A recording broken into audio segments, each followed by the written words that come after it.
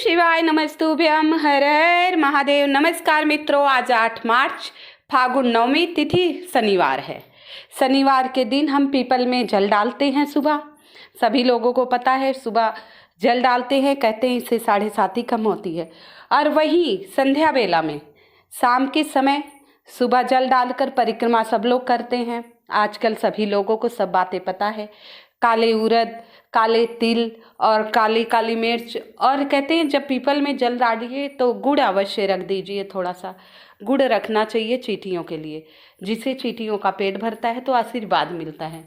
बहुत ज़्यादा दान धर्म करने का सामर्थ्य नहीं है तो सत अनाज लेकर चींटियों को सत अनाज डालिए, थोड़ा सा गुड़ रखाइए, चिड़ियों को चुगा दीजिए, पानी पीने के लिए रखिए। गर्मियों का दिन आ रहा है तो ये पीपल में शाम के समय सुबह जल चढ़ा के आइए।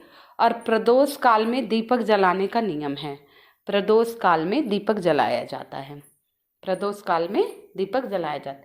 शाम के समय जाइए, थोड़ा सा काला तिल ले लीजिए। थोड़ा सा आपको क्या लेना है, काला तिल ले लीजिए और एक लंबी बत्ती का दिया तैयार कर लीजिए। एक लंबी बत्ती का दिया आप तैयार कर लीजिए। कहते हैं पीपल के वृक्ष में 33,000 देवी देवताओं का वास होने के साथ 12,000 ब्राह्मणों का भी वास होता है।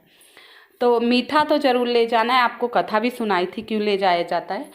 और शाम के समय पहुंच जाइए आप पीपल वृक्ष के नीचे। आपने थोड़ा सा तेल पहले पीपल की जड़ में डाल दीजिए। इसके बाद थोड़ा सा तिल पीपल के जड़ में डाल दीजिए। इसके बाद जो है एक दिया गोल आप लंबी बत्ती का ले गए हैं, थोड़ा सा तिल दीपक के नीचे रख दीजिएगा और एक चुटकी अंदर डाल दीजिएगा और दीपक प्रज्वलित कर दीजिए। दीपक प्रज्वलित कर दीजिए। इसके बाद वहीं बैठकर आपको ओम नमो भगवते वासुदेवाय नमः। शाम के समय आपको परिक्रमा नहीं करनी है, इस बात का आपको विशेष ध्यान देना है।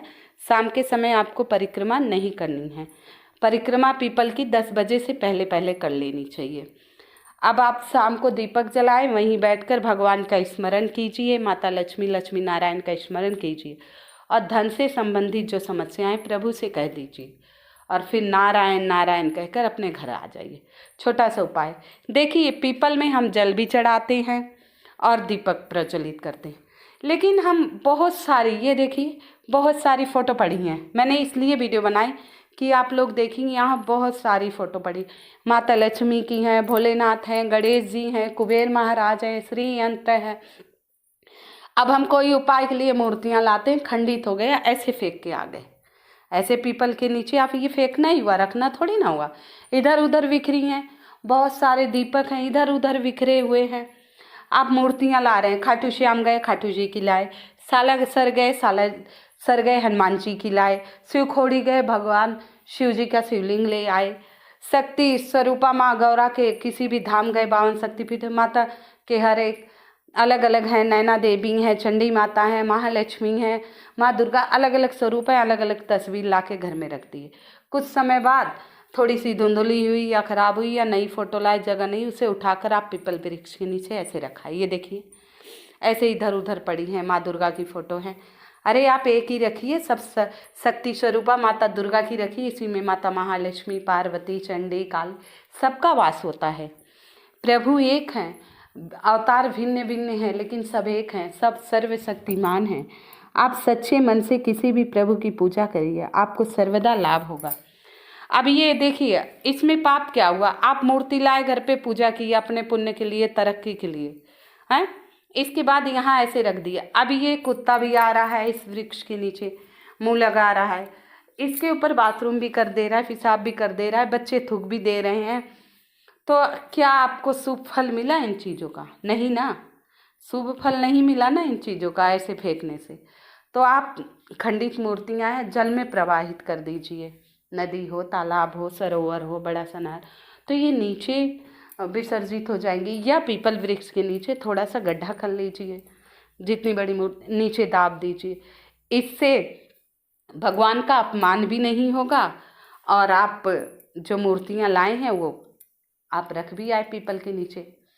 आज मैं गई थी, बहुत सारे पीपल वृक्ष के नीचे कांच पड़े थे, दिए पड़े थे, थोड़ी सी सफाई की, पूरी तो नहीं करी, टाइम नहीं था, थोड़ी सी सफाई करके आई, फिर मैं वीडियो बनाई कि लोगों को समझना चाहिए हम पूजा पाठ कर रहे हैं, जब ये मूर्तियाँ हम ऐसे फेंक दे रहे हैं तो हमारे प्रभु के ऊपर कोई, हम उसे सजीव समझकर अपने घर में मूर्ति लाते हैं, पूजा करते हैं, पूजा प्रतिदिन कर रहे हैं, दीपक जला रहे हैं, तो मूर्तियाँ प्रतिष्ठित हो जाती हैं, माता रानी और जब कृपा बरसने लगती है तो हम वो मूर्ति उठाकर पीपल वृक्ष नीचे ऐसे ही रखाते हैं। अरे माता से आग्रह कीजिए, माता आप यहीं विराजमान रहिए, आपकी मूर्ति खंडित हो गई है जगत जननी, मैं इसे पीपल वृक्ष के नीचे प्रवाहित करा रहा हूँ, तो आप एक गड्ढा खनिए, माता से विनती करके प्रणाम करके उस मूर्ति को ले जाइए, एक छोटा सा गड्ढा खनिए, उसमें अंदर में मूर्ति डालकर ऊपर से मिट्टी डाल दीजिए और पानी डाल दीजिए। कितनी अच्छी बात है, ऊपर से स्वच्छ भी रहे, जगत जननी के ऊपर कोई थूके नहीं, बाथरूम नहीं करे।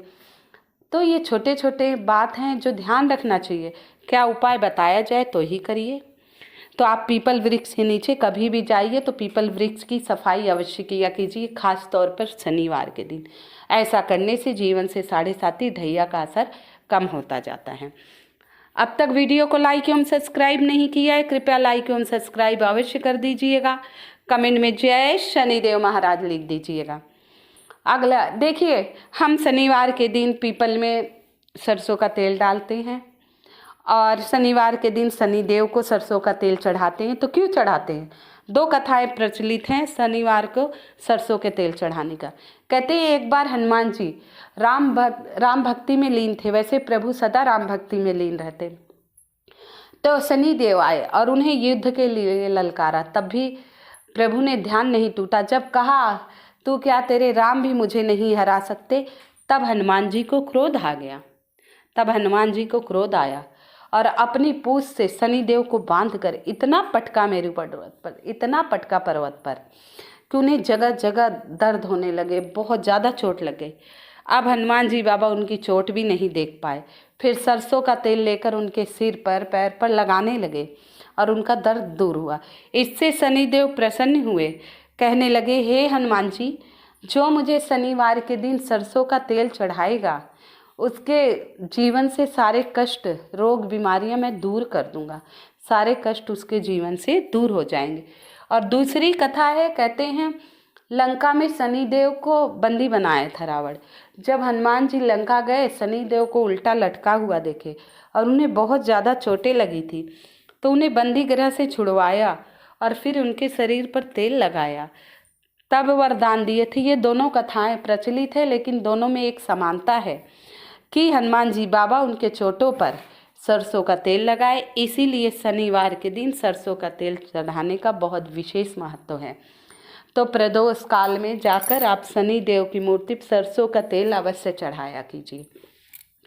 शाम के समय एक दीपक तैयार कर लीजिए, थोड़ा सा काला तिल, थोड़ा सा उड़द, 1 रुपए का सिक्का और 2 लौंग और गोलबत्ती का दिया तैयार करके आप शनि मंदिर चले जाएंगे। अब शनि मंदिर आसपास नहीं हो तो ये उपाय कैसे करना है ये भी बताऊंगी। तो आप शनि मंदिर गए, थोड़ा सा तेल मस्तक पर, थोड़ा सा दाहिने पैर पर गिरा दीजिए, थोड़ा सा गुड़, काला तिल, उड़द प्रभु के श्री चरणों में समर्पित कर दीजिए शनिदेव महाराज। इसके बाद जो दिया ले गए हैं आप, उस दीपक को प्रज्वलित कीजिए, उसमें 1 रुपए का सिक्का, थोड़े से उड़द की दाल, थोड़ा सा काला तिल उस जलते हुए दीपक में आप डाल दीजिए, दीप मंत्र पढ़ते हुए आप डाल दिए। अब आपको क्या करना है, वहाँ बैठ के शनि देव के इस मंत्र का जाप करना है 11 बार, 21 बार, जैसे आपको समय हो। ओम प्राम प्रीम प्रो शनिचराय नमः, ओम प्राम प्रीम प्रो शनिचराय नमः, इस मंत्र का जाप करिए। जाप करने के बाद घर को नहीं आना है। कहते हैं शनि देव के दर्शन के बाद, जोत जलाने के बाद, एक जोत और ले जाइए सरसों तेल का, हनुमान जी के सामने भी जलाइए। शनिवार के दिन शनि देव के दर्शन करने के बाद हनुमान जी का दर्शन अति आवश्यक है, तभी आपके जीवन से ढैया 7.5 का ग्रह कम होगा। तो आप एक दीपक, फिर वहाँ आप काले तिल उड़द मत डालिए, 2 लौंग डाल दीजिए बस, एक सरसों के तेल का दिया प्रभु हनुमान जी के सामने जलाकर 2 लौंग डाल दीजिए, बस। और हनुमान चालीसा का पाठ कर लीजिए। और नहीं आता हनुमान चालीसा, नहीं पढ़ना है तो राम राम राम राम राम राम 108 बार जप लीजिए। अपनी समस्याएं, अपने कष्ट हरने को भगवान से कहिए, आपके सारे कष्ट अवश्य दूर होंगे। शनिवार का दिन बहुत विशेष होता है, तो आप ये उपाय अवश्य कर। वैसे होला अष्टक चल रहा है, आज आप शाम को जाकर दीपक अवश्य जला आइएगा, तो प्रभु शांत भी रहेंगे। और अगर आप शनि मंदिर नहीं जा पा रहे हैं, जैसे मान लो शनि मंदिर दूर है, नहीं जा पा रहे हैं, तो आप एक सरसों के तेल का दीपक अपनी चौखट पर जला दीजिएगा, साउथ डायरेक्शन में, दक्षिण दिशा में। थोड़ा सा तिल नीचे रख दीजिएगा, एक चुटकी डालकर। अत्यंत प्रसन्न हो जाते हैं प्रभु, अत्यंत प्रसन्न हो जाते हैं। सरसों के तेल का विशेष उपाय है। कहते हैं शिवलिंग पर सरसों के तेल का अभिषेक क्यों किया जाता है? शिवलिंग पर सरसों के तेल का अभिषेक करने से शनि दोष से मुक्ति तो होती है, शत्रु परास्त होते हैं, हर कार्य में आपको विजय मिलती है। शत्रु परास्त होते हैं, हर काल में आपको विजय। तो सरसों के तेल का अभिषेक शनिवार के दिन शिवलिंग पर अवश्य करें। शनिवार के दिन शिवलिंग पर अवश्य करें, इससे शत्रु परास्त होते हैं। और काला तिल, एक चुटकी काला तिल 1 लोटे जल में डालकर अगर शिवलिंग पर आप समर्पित करते हैं तो पितृ दोष, शनि दोष, इन सब से मुक्ति मिलेगी। शनि देव भी रुद्रावतार हैं, हनुमान जी रुद्रावतार हैं। तो आपको कुछ नहीं, एक दीपक शनि देव के सामने सरसों के तेल का, एक दीपक पीपल वृक्ष के नीचे और एक दीपक हनुमान जी के पास आपको अवश्य जलाना है। अगर आप मंदिर नहीं जाते हैं तो एक ही दीपक आप अपनी चौखट पर सरसों का तेल का जला लीजिएगा। देखिए, छोटे छोटे उपाय हैं, बहुत ही छोटे, लेकिन हमारे जीवन में बहुत ही लाभप्रद हैं। सुख, समृद्धि, शांति आती है। तो ये छोटा सा सरसों के तेल का दिया वाला उपाय आप सभी को करना है, जिससे जीवन से 7.5 हटे, शनि देव की कुदृष्टि आप पर नहीं पड़े, वक्र दृष्टि। तो होला अष्टक है, बहुत ही विशेष उपाय है शनिवार नवमी का, अवश्य किया कीजिएगा। इन गरीबों को भोजन जरूर कराना चाहिए, गरीबों को दान देना चाहिए, तो बहुत विशेष उपाय है। आशा करती हूँ आप सभी को वीडियो पसंद आ रही है, तो कृपया लाइक और सब्सक्राइब अवश्य कर दीजिएगा। कमेंट में जय शनिदेव लिख दीजिएगा। जय शनिदेव, जय शनिदेव।